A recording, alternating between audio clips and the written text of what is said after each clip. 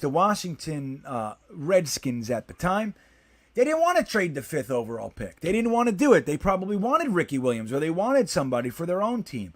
And Ditka just kept dumping shit. No, I'll give you this, I'll give you that. And he got to a deal. You're seriously going to give me the 12 overall, every pick in this draft, plus your 1st and 3rd next year for one guy?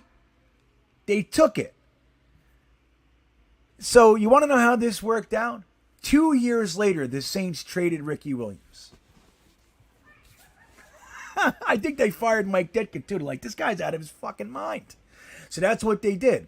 This guy's out of his mind. They bought in on name only. They said, hey, man, he's a genius. We're just going to go. Nobody thinks this is smart.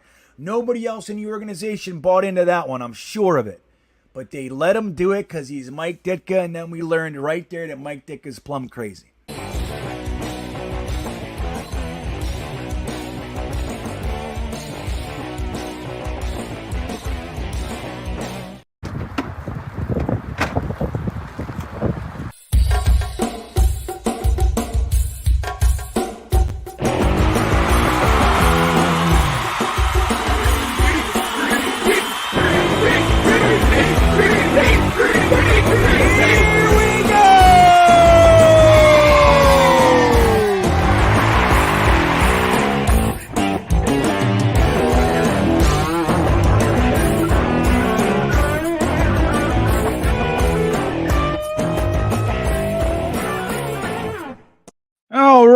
Well, holy macaroni. What's going on, everybody? Here we are today. This is a weird little day that we have here. The day after Easter in 2024. I hope everybody had a wonderful holiday weekend. This week is Passover week and all that. So it's a holiday time of year. And I hope everybody's enjoying themselves, being safe, of course. So this is GreenBean's Jets Pod, episode 155. Not the normal way we do it, as you are probably aware. Usually it's released the morning of Monday at 6 a.m. And then we're talking about it and we do whatever. But today, I didn't. You know what happened? I'll tell you what happened real quick before we get moving. Is that I threw my back out so bad this weekend that I was quite literally immobile all weekend. So I was a mess, and sitting in a chair to do what I do for, the recording and editing, I couldn't do it. I could 10 minutes. That's all I had. And I was just miserable. So here I am. So I'm starting to feel better. And everything. You know what I did? I was wheelbarrowing like a 20-year-old, everybody. I'm like, I got it. I know how to wheelbarrow. I've been wheelbarrowing since I'm 12 years old. That kind of shit. So, I feel better. I'm feeling a little bit happier. And I wanted to at least get this in. We got Ryan with no Dom C this weekend, or this week, I should say. Dom's on vacation, so no Dom C on a Monday is weird, but Ryan's show right here, Talking Jets Network, in about 40 minutes or so. I wanted to do a lead in and get the pod out so we could at least talk about a few things. I want to talk about Joe Douglas. I want to look at our roster, and I want to see if Joe Douglas is doing a good. Is he good? Is he there? Are we delusional? What the hell's going on? Where did he get all these guys? Because doesn't it look like Joe Douglas, he sucks in free agency, right? I mean, he's got Conklin, he's got DJ Reed, but pretty much, and all the way Pierre Desir, right? Obviously Uzoma, Conklin, all these guys. Dwayne Brown did okay last year for him, but overall, Joe Douglas's track record with free agents has not been all that strong, right? Every year we bring a bunch in, and every year they go. He's 1-year contracts and stuff. Remember Gerard Davis? Remember that guy? Remember that? So we're going to do it. And then the drafts, you look at the 2020 draft is gone. Everybody's gone. If Ashton Davis isn't re-signed, that's it. That's it. It's a wrap. Becton's not coming back, most likely. He's still out there. But Bryce Hall signed a contract with the Bucks. Braden Mann somewhere, I forget. The Saints, maybe? Braden Mann? No, we played him. I made the Texans, something like that. I don't know. And who else? Mims is in the Detroit Lions practice squad. Who else? Cam Clark is our offensive line coaching assistant with the terrible neck injury to him. Jabari Zuniga, what's he doing? Not much. LaMichael Pirines just winning rings. That's what he's doing. Not getting much field time, but I'm sure he's very, very happy. Doing very well for himself, LaMichael Pirine. Jonathan Marshall. Where's that? Right? What do we got? Ashton Davis. Who else? Can't even think of anybody. That's about it. Bryce Hall. Yeah, that's it. So if Ashton Davis doesn't come back, that sucks. 2021, Zach the Bust, likely, right? Who else? AVT's a hit if we could stay healthy. We know he's a hit, but health is big, dude. So we don't know what's up with him. His story's not written. Elijah Moore's in Cleveland. Michael Carter's in Arizona, right? Then Pinnock's in with the Giants. Sherwood's still on the squad, backing up CJ Mosley. I'm a big Sherwood guy, but he hasn't, he's not done the biggest, he has not had the biggest impact for us. Special teams, very solid, right? Good. Michael Carter II is a smash. Smashed that one out of the park, right? But overall, 2022 he crushed, but 2023 it's like, so it's tough. Like you're like, how the hell is this team so good? Only Quinnen's left over from McCagnon. So where the hell are these guys coming? How are we good? Is it one draft? Is it really just Sauce, G-Dubs, JJ, Brees, Michael Clemens, and Mitchell? Is that the team? It's hard to tell. So let's see. What do we think about this, Joe Douglas? We'll talk about that a little bit today. I will remind you guys, if you haven't subscribed to the channel, please do. And if you haven't smashed the milk thumbs, go ahead and do that. It's just it's a wonderful thing. It's a wonderful thing to do. And we appreciate it so much over here in the Green Bean Studios. But in case you're watching this later, we're live right now. So I'm going to say hello. This isn't what we usually do. The last live Green Beans Jets pod I did, I believe was in Sedona, Arizona, when at the very end of my 2-year RV trip. So it's been a while. Maybe there was one more in there somewhere, but I don't think so. So it's going to be interesting. Let's say hello to some people. Who came in first? Green Beans Burner. Oh, that's beautiful. I like that. My burner made it in here first. I like that. That's fantastic. John's here. Brandon's here. Look at all these guys. T. Willie's in his house. Mark from Asbury Park. You get your shirt yet, Mark? I'm excited for you to get the shirt, buddy. I want to see you a picture of you in it. John, I said hello, John. Bear Blitz, what's up with you? Greg's here. What's up? Ant Jets is the man. Tony Alexio made it back. Look at you. What's up? Hype's here. Yeah, man. Green Bean Mania, dude. Fierce Grimm's in the house. What's up, dude? Money Mitch. Aaron Daniels. Man is in Philly. That's where he is. Thank you. I know. I'm sorry, Andrew. I'll release this on audio tomorrow too, just so for the audio folks. I have a lot of audio listeners, and I know I've been told time and time, if I'm an hour late, people get mad at me.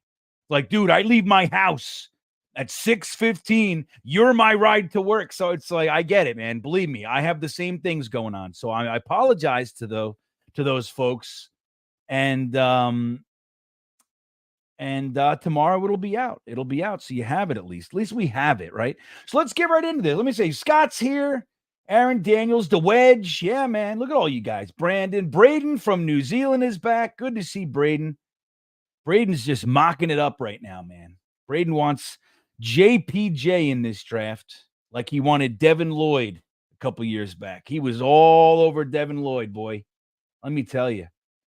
You're in Fredericksburg. That's where I met a couple of the beanbaggers for lunch. We went into this little colonial pub. We had beef stew like the colonials did. It was great. It's not that close though. It's 2 hours, Fredericksburg from me. 2 hours. So it's close by Virginia standards, but it's, still 2 hours. That's 4-hour round trip. So, Ohana, sorry, moving company. I said Obana Mining. There you go. Tony the GM, Trevor, Italian Eddie. Look at all these guys. This is great. Jets mess. So what's up? Dylan Terriman, who's going to be joining us on the Thursday thick of it soon. If not this week, the week following. I got to figure that out. Tomorrow, actually, is the day I figure that out. From Jetnation, Dylan's amazing. So I can't wait to get him on the show and hang out with us. But so let's look at a few things. Number one, we'll do the news of the week, right? So what's the big news? We traded for Hassan Reddick, everybody. Now, we've talked about this a lot, right? So we don't got to beat a dead horse or anything. But my first thought, and it's probably some of yours as well, which is, well, then why did we get rid of Huff, right? That's the first thing I thought. What are we doing? Like, I like the idea of signing Clowney for $7-8 million. He ended up getting 14 or 12 or something crazy, just not crazy, but more than we were going to pay him.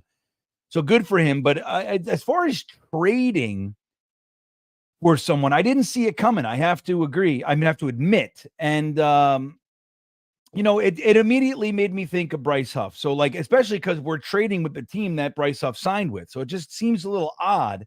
Now, what they're doing is they're betting on the youth and the ascending track record, right? Bryce Huff's needle has been trending upward from the day he got here. It goes up every single year. He came as an undrafted free agent, as we know, and now he's considered one of the elite edge, at least pass rush specialists.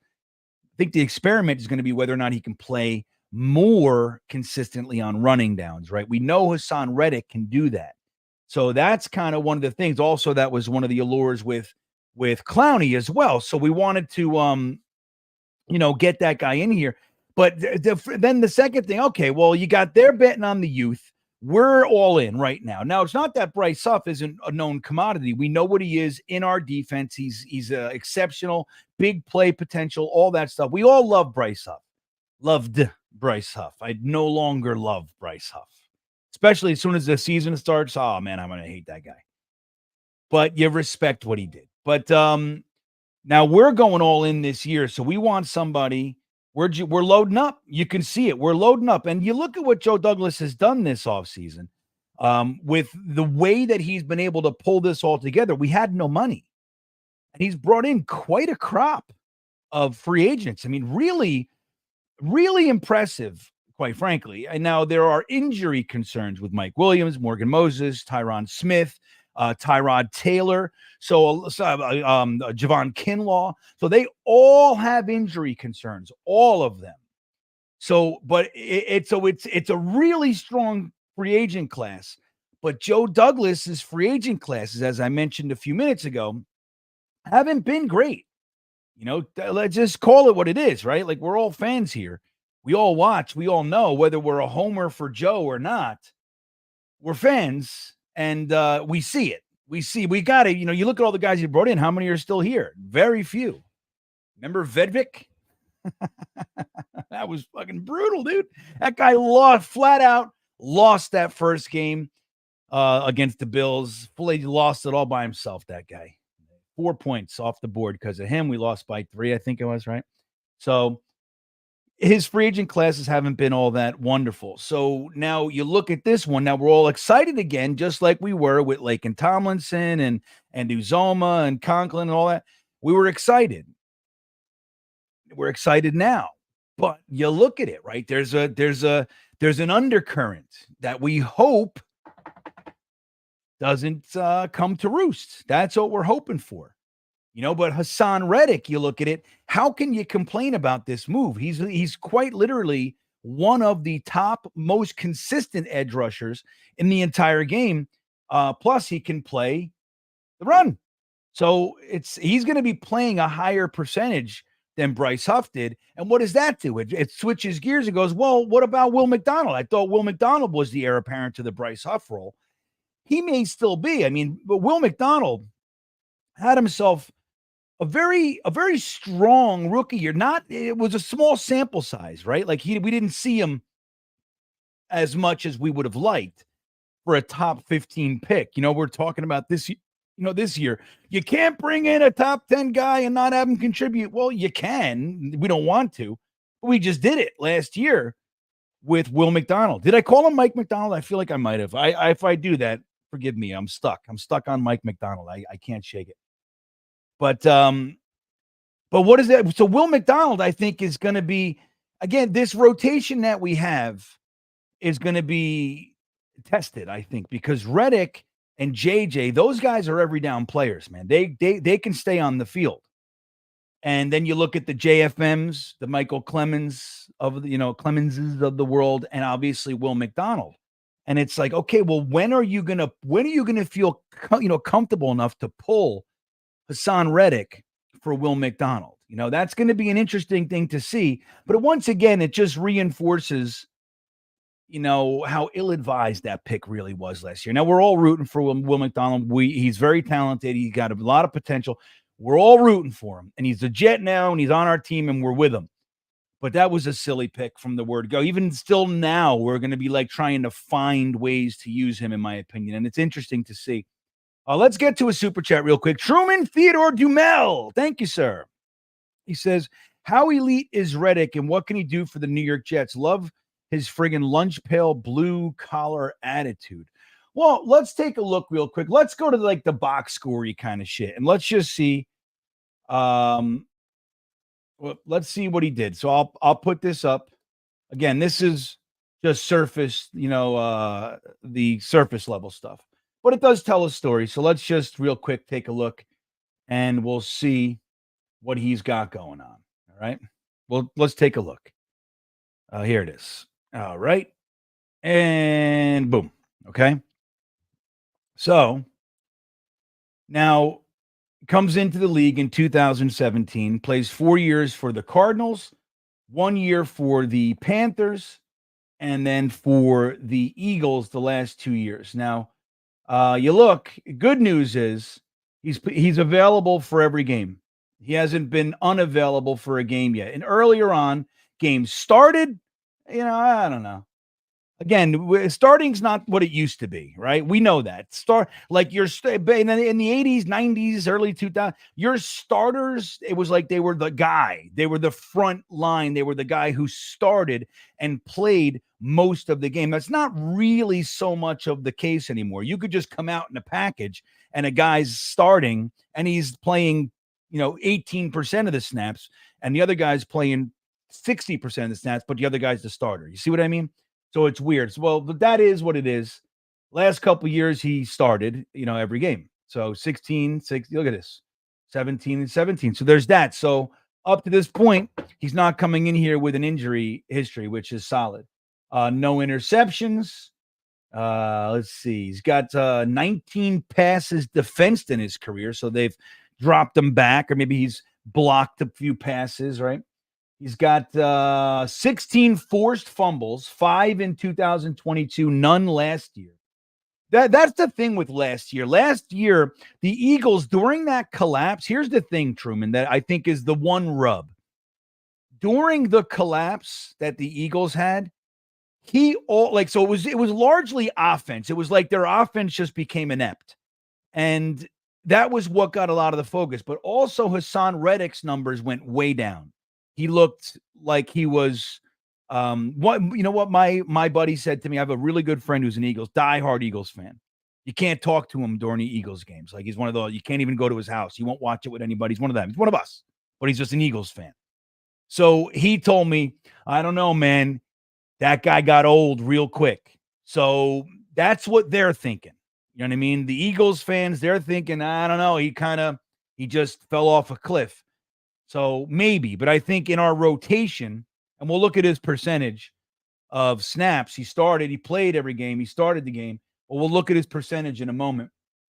But he had no forced fumbles last year. He still pulled in 11 sacks last year, 16 the year prior, 11 the year before that, 12.5. So you can see, being in this neighborhood, I mean, Bryce Huff, with all due respect, hasn't even gotten there yet. 10.5, he's there. but technically speaking, he's not. Now, he was fourth in the voting for Defensive Player of the Year. He was a second-team All-Pro, and last 2 years he was a Pro Bowler, so 2 consecutive Pro Bowls. He had 38 combined tackles, 29 of which were solo, 13 of them tackles for a loss with 23 quarterback hits.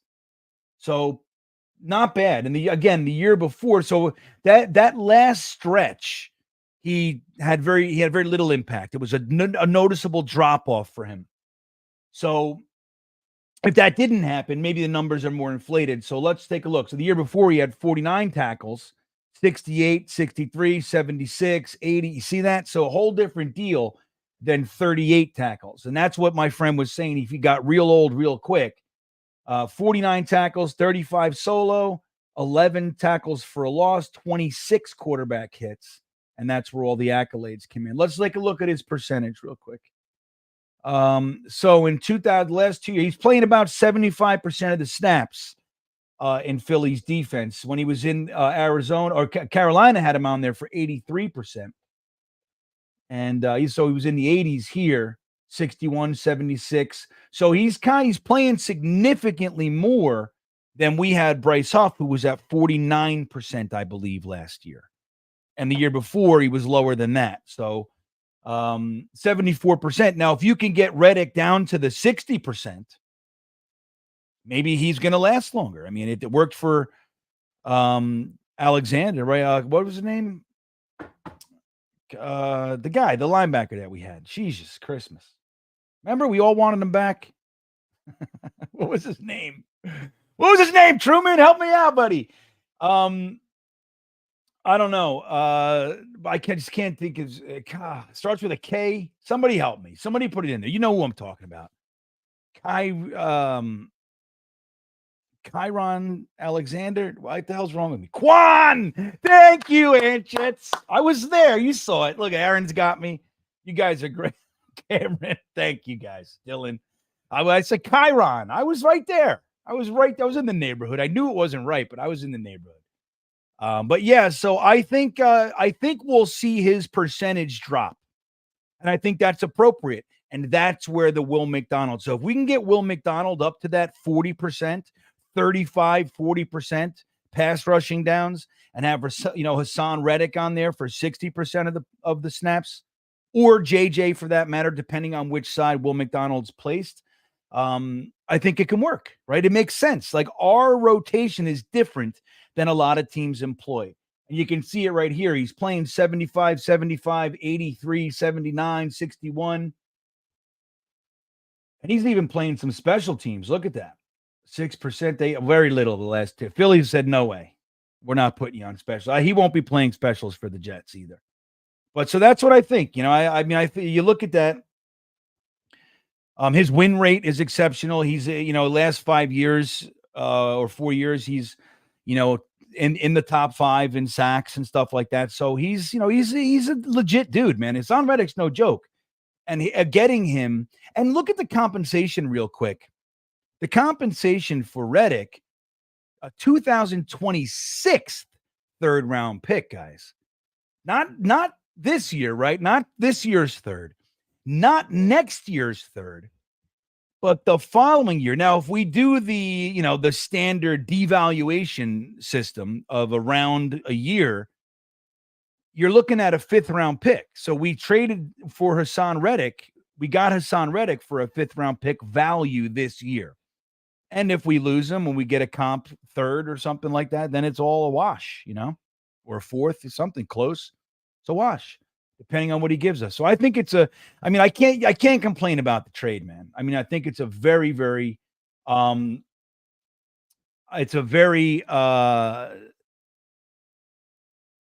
strong move. All right. Let me see this real quick. Well, his everything went down. So if you look at that, so his quarterback hits, his pressures, that's fine that his pressures didn't fall off, but his tackles fell off. His solo tackles fell off. His tackles for a loss stayed right there, which is huge because that's not, you think about that, man. When the running back, it's not just the quarterback behind the line. You can get anybody behind the line. That's a big deal. Tackles for a loss is a big ass play. But then the hits went down from the year prior as well. So so the sacks, the tackles. So it's like you just look at it. I mean, going from being like a 60 tackle guy, 50 tackles to 38, you can see it. I mean, you can understand why they would say that. He's going into his, what is that? 1, 2, 3, 4, 5, 6, 7. So this is his 8th season. So, I mean, he's not old by any stretch. But I'm just saying that's what their feeling is, So that's kind of a rub. I'm with you, though. I'm not worried about it, Oregon Jets. I'm really not. Ryan King checking in. Thank you, Ryan. Merry Easter. We had a fun exchange. Ryan texted me and wished me a happy Easter yesterday. And you want to know what happened was I didn't have my glasses on and I didn't catch the autocorrect. So I wrote happy Easter, buddy. Or I said, thanks, buddy. And it changed it to Travis, buddy. Travis, he's like, my name's Ryan. I'm like, I know who it is. What are you talking about? And then I looked back. I'm like, oh, it says Travis. So I apologize, but that was just my eyes not catching the autocorrect, Ryan. Our free agents are fragile. Nice work, but could be scary. Well, that's it, man. And look, Kinlaw is super young. He started his career in, kind of injury, but he had a good, solid season last year. Leaky Fotu, I don't recall. I can look at that. I don't think he's an injury guy. I could be wrong, but I don't think so. Tyrod Taylor, we know, has injury. He gets injured if he's out there too much, right? We got to make sure our backup quarterback doesn't play like last year, 17 games.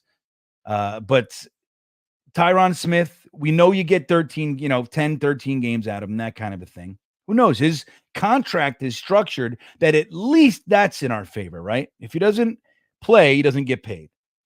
So there's that. Mike Williams won't be ready for training camp, which is a bummer, dude. It's a bummer. I want Aaron Rodgers to have full time working with the guys that we're going to be hoping light up the NFL. Doesn't seem to be the case. So they're hoping he's ready for this season. So that just really puts a highlight on the need for weapons, doesn't it, though? And I'm an offensive line guy in the draft. I'm not arguing with people because I totally understand the desire and the need to go with, we think like probably the top wide receiver that may be there at 10 is probably going to be Rome Odunze. So I'd be psyched to bring him in. I wouldn't be upset. While I'm still leaning offensive line, I think Rome Odunze would be good. So, or, Bowers, like everybody's talking about. So I wouldn't be upset because the idea, we still have G-Dubs and we got the rest of we got the Lazards and the Gibsons of the world. We brought on Mike Williams, who's a super stud, but he's not going to be ready. That's concerning. I mean, look, we can pretend it's not all we want, but I am. Just like Ryan's saying here. It's a little scary. Tyron Smith. If Tyron, just imagine for a second. Okay? Friends, we're just talking. But imagine for a second that Tyron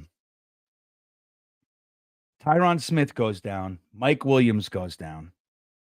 Now we're with Carter Warren, who, look, I'm a supporter of Carter Warren. I'm not so sure he's going to be ready for that yet. Maybe a game here or there.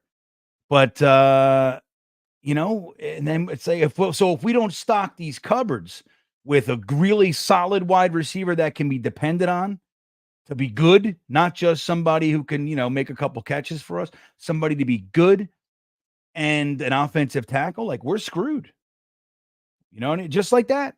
So it's really good, and I'm very happy with it. But I still think there's some support structures that need to be built. It's like, you ever see that city in China? It's like on the side of a mountain, and they're all on sticks. I always think, I wonder how many times a week they go under there and look at those damn sticks. You know what I mean? Like their whole house is on the side of a cliff, and there's just these 2x4s. I'm like, I'd be under there every half hour. Like, where you going, honey? Man, real quick, check the sticks. Check the sticks. That's how I feel with this offensive line and wide receiver core. So Gotham Green checking in. Thank you, buddy. I wish there was a comment. Oh, here's one. I'm gonna use your next comment, okay? So it won't show the super chat, but we'll show the comment here. So thank you. Do you think Sauce, Reed, and Carter will be enough to hold down our secondary? I would have kept Hall for if, dude. You know I'm a big Hall guy. You got to know. I've been screaming his name. I was really big on Bryce Hall in the draft that year. You know, he had that injury, but he was being talked about as a second-round cornerback, and we ended up getting him in the 5th. Now, the truth is, I also liked LaMichael Pirine, but I liked LaMichael Pirine in the 5th, but I liked Bryce Hall in the 3rd or 4th.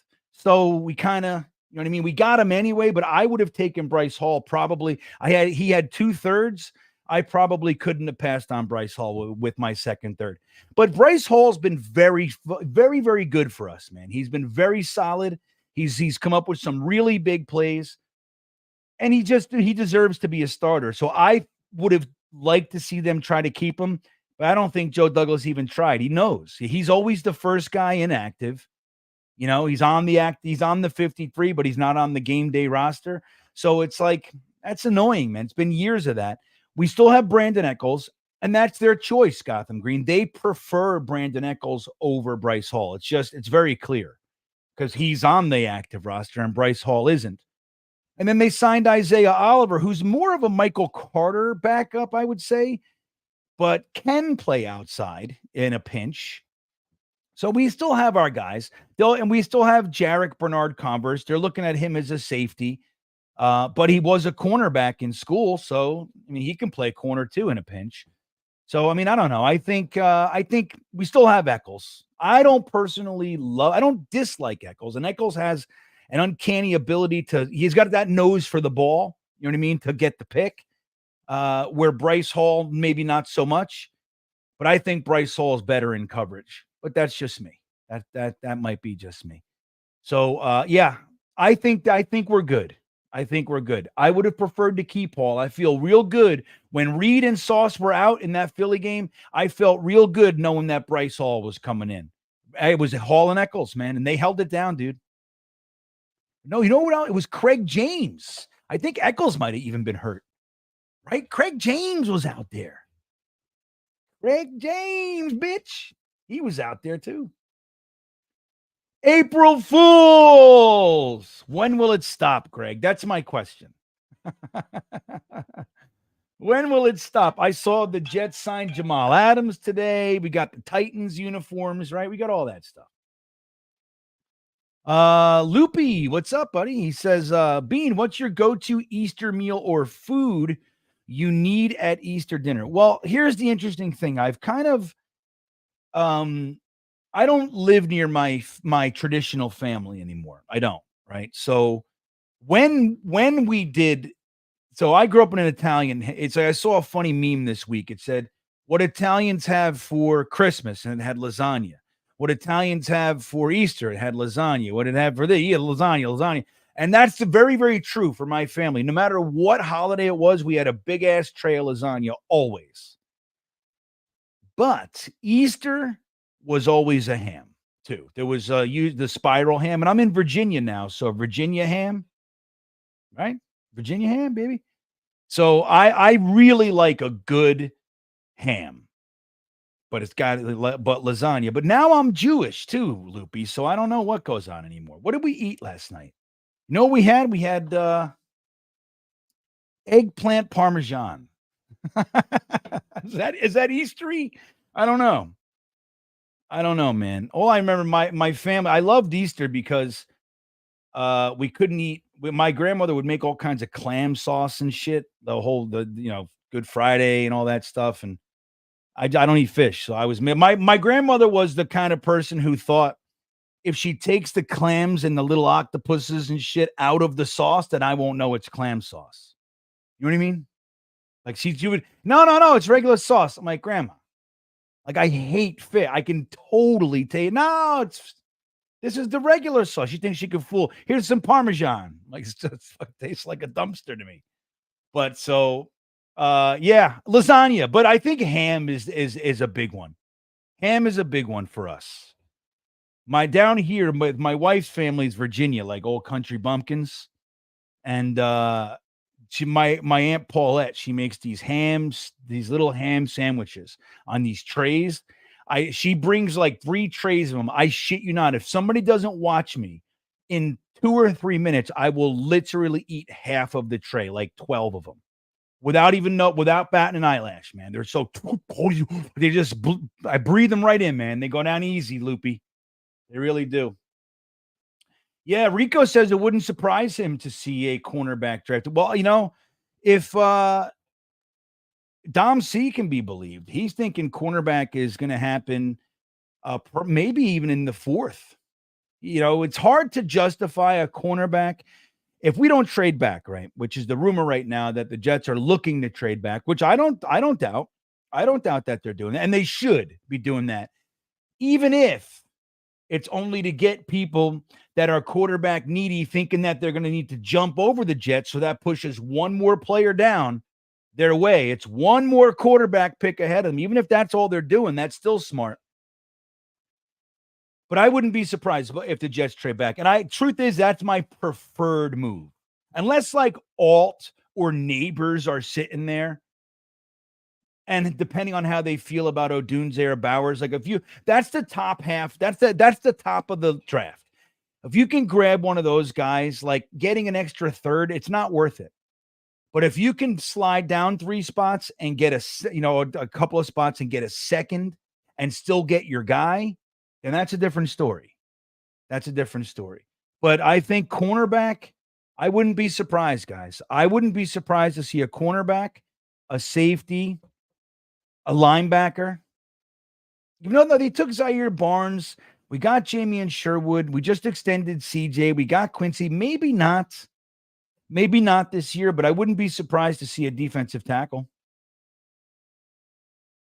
We still have Tanzel Smart, but Tanzel Smart clearly, they like him clearly, but he hasn't done it. He hasn't done enough. They don't love him. They like him. So they're just waiting for somebody to be better than Tanzel Smart. That's the way I see that one. Let's see. What else we got here? Ham, right? You like, ham. Loopy likes ham. Spiral brown sugar ham. Right, Greg. The spiral ham's fun. I like ham. I'm a big ham guy. I don't like cold cut ham, though. That pressed gelatinous cube that they make into slices. It tastes fine if I eat it, but I know what it is, and I'm not into it. But a good ham. See, over around here, guys, we get our meat from like local people. Like I buy half a cow or a quarter cow. I just had what am I weighing? Some top round roast just now from a cow. That's shit. I shit you not. Was born, grew up, lived, and was slaughtered 15 minutes from my house. I go right to the farm and I buy it. So we buy our stuff like that. So it's nice. It's good stuff. But we got 5 minutes, everybody. Pizza Rustica. There it is, man. That's good shit. I know that was my point, Larry. That was what I was saying. So I'm also Jewish. So it's like what I was saying, maybe I wasn't clear, was that not that it takes Easter away, it doesn't, but it kind of spreads it out so there's less focus on the one event. See what I'm saying? Like for me, it's like there's a bunch of stuff happening because I'm obviously not Jewish. I'm not sure if you've picked that up yet. I don't present as a Jeremy, right? Jeremy, you go, oh, hello. Me, not so much, but I married in, so my wife's family is interesting. She's got half 1700s Virginia, man. They had land. This whole city was theirs at one point. Charlottesville, that is. And so there's like real old country, which is cool. And then she has the Jewish side, So I get it. I got a lot. I'm a hodgepodge. I grew up as a paisan. I'm really Irish. I don't know what's going on. But excuse me, Brandon loves Aunt Paulette's sandwiches. Dude, they're the best, dude. They're really something else. You know what they probably are too? They're probably the ham that I just told you I don't eat. That's probably what they are. I shit you not. But what's up, Hector? Yeah. So we got like 4 minutes, and Ryan is jumping on talking Jets. I'm going to drop the link in here for you guys so you can just kind of smoothly transition. I don't know. I didn't talk. You hear that? I didn't talk to him about who he's got filling in. Oh, there it is. It looks like it's Tigo. Tigo's filling in. Well, check this out, guys. If you haven't heard, which you probably haven't because I haven't told anybody yet, Ryan is filling in for Dom C tonight with us in the 10 o'clock mock in just a couple of hours. So I'm gonna watch Tigo and Ryan. Here, I'm gonna drop the link in here for you guys so you can see. Oops, where is it? And I'll pin it for you guys. I'll pin it to the top real quick. Boom, boom, ba dee ba dee dee ba dee ba doop. You know what I got in my head? I got Tom Sawyer from Rush in my head hard right now. Down, down, down, down, down. So anyway, let's real quick. My opinion is that Joe Douglas is, I had the whole thing we were going to talk about. We just didn't get there. It's hard to do it in 40 minutes live, dude. Let me tell you, 45 minutes. But the whole thing I wanted to say was that I wanted to kind of make the distinction between a Joe Douglas that's aggressive and just going for it, or a Joe Douglas that's panicked and scared for his life. Here's my honest opinion. I think this is Joe Douglas. It's very similar to what we've seen. Bargain deals, the biggest name that he can get on a bargain. You know what I mean? That kind of a thing. Last year was weird. We got the one big fish in Aaron Rodgers. Everything was built around that. And then they just kind of assumed that Aaron Rodgers coming in was going to fix everything. And I think I think we had a good enough team with Aaron Rodgers. We would have made the playoffs, no doubt. And who knows once you're in. But I think the draft, like that kind of lackadaisical approach, hey, we'll take Will McDonald. But it's like, I don't know, man. It bothered me. Take an injured tackle in Carter Warren. Pittman was a great pick, slam dunk. But, I think that Joe Doug last year was the anomaly. That's what I think. And I think we're going into this. This is just Joe Douglas staying true to what he does. They're all pretty good deals that he got. Pretty good deals. So I feel pretty good. Gotham Green, thank you so much for the super chat to close. Let me pin this in here for you guys real quick, just so it's up there. But yeah, they're starting in 1 minute. Ryan from Jets Talk 24/7 and Talking Jets with Tigo will both be together on the Talking Jets channel. The link is now pinned to the top of this very chat. And you can go over there. I'm going to hop over there in just a minute. So I'll see you guys over there. What is it? One last comment here. Hey, Matt Simon, what's up, buddy? What are you doing in Florida, man? What are you doing in Florida? Green Bean, if you're the Jets GM, who are we taking at 10? If you think you're like me, it's guard. No, I wouldn't take a guard at 10. I definitely wouldn't. If I slid back to the 18s, I would consider it. But here's what I would do. I would slide back 3 spots from the Raiders. And I would take the best wide receiver or tackle on my board. I would recoup a third because I like Brian Thomas Jr. I don't think Romo Dunze and Brian Thomas and Fashanu and Latham are all going to go, you know what I mean, between 10 and 13. So that's what I'd be looking to do. If I could get back to 15, I would do that too. I'd really try to squeeze a second out of somebody. But if I could get a third, maybe like give my third, slide back 2 spots, give my third for a high second, that kind of a thing, I would do that too. So I'm hoping that they're going to slide back and I would take the best wide receiver or tackle on the board. That's what I would do. With that all said, guys, it's 8:01. Click that link and head on over to Talking Jets and see Ryan and Tigo. Are they started? Let me make sure they started the show. I want to make sure. Ryan does a lot of technical shit sometimes before the streams. Nope, they didn't start yet. We'll hang out right here until they start, right? Why? Why not? I'll tell you when they start. Wait, tell me when you start.